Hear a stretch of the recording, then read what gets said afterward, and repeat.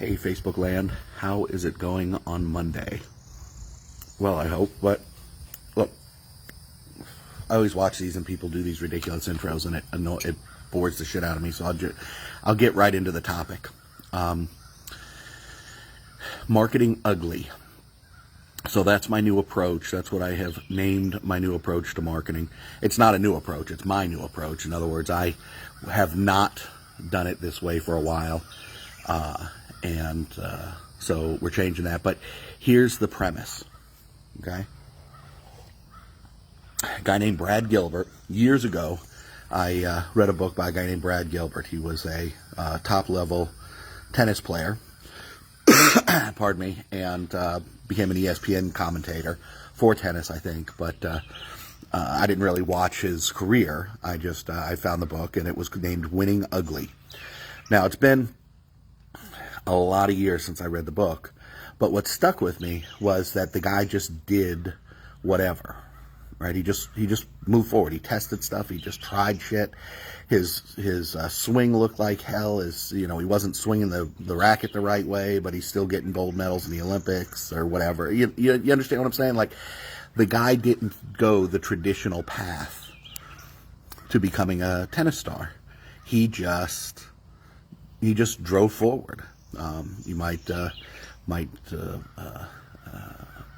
make an analogy to the idea of being a rhinoceros. I forget the name of the book that I wish I could remember the name of the book, but there's a book about being a rhinoceros. My good friend and colleague Steve Cypress loves the book and collects rhinoceroses as a result. But figurines, not real rhinoceroses, obviously. That would tear up his house, and they don't do well in the desert. So, but the point is still the same, that this guy just pushed forward, Brad Gilbert just pushed forward and made a success of himself. Oh, thank you, Steve. Rhinoceros Success by Scott Alexander. So that's what this guy did. That's what Brad Gilbert did, is he just pushed forward, and he called the book Winning Ugly. Jesus Christ, my eyes look like I'm tired. I am, actually, but so that's what we're doing, right? We're working to figure out how to make money in the recession. Here's the thing about a recession, about this kind of recession, and I've lived through several of them. I'm old enough to say that I have been through my share of recessions and done business through at least 2 recessions and arguably a 3rd recession, because I was still selling even back then.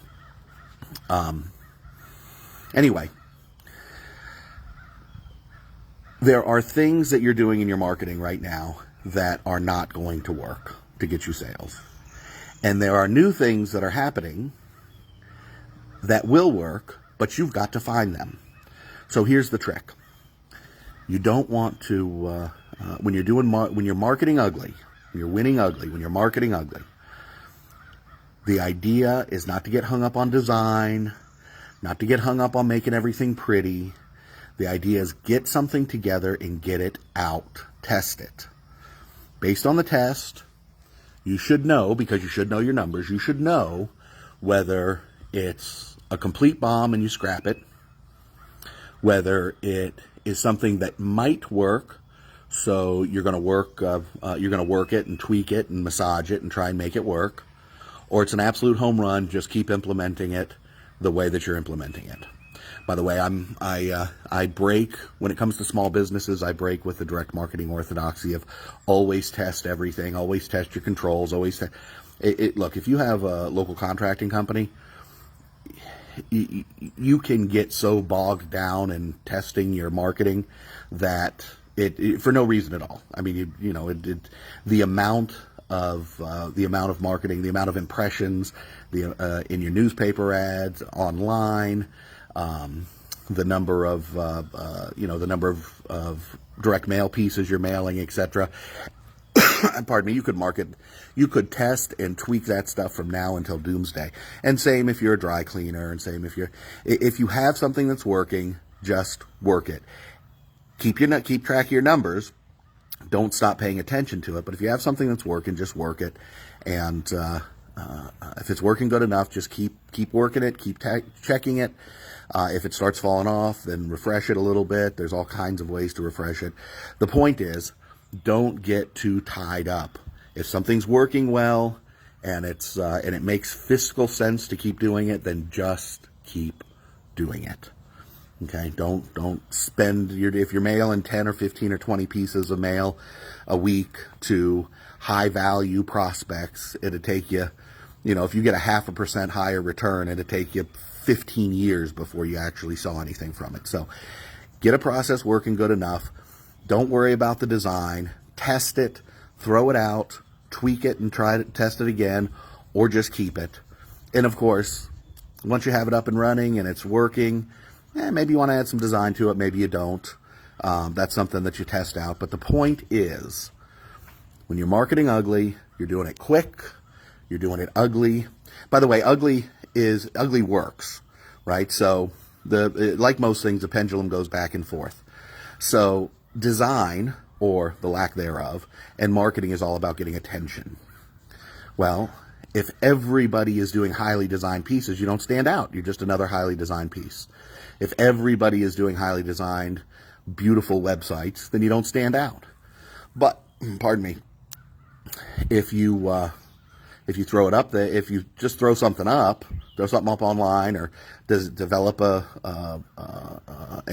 postcard or a marketing piece that's ugly, and then you send it out, it's going to stand out from the crowd because it's ugly. That's the point. If everybody's doing ugly stuff, then you do pretty stuff. If everybody's doing pretty stuff, then you do ugly stuff. That, of course, is going to change depending on your market.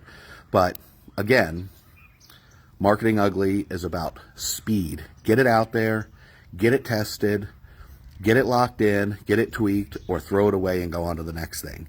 Do it ruthlessly. Do it. Don't worry about, what's this? Oh, it looks like Tony's on. You got to do it ruthlessly. You have to do it just by the numbers.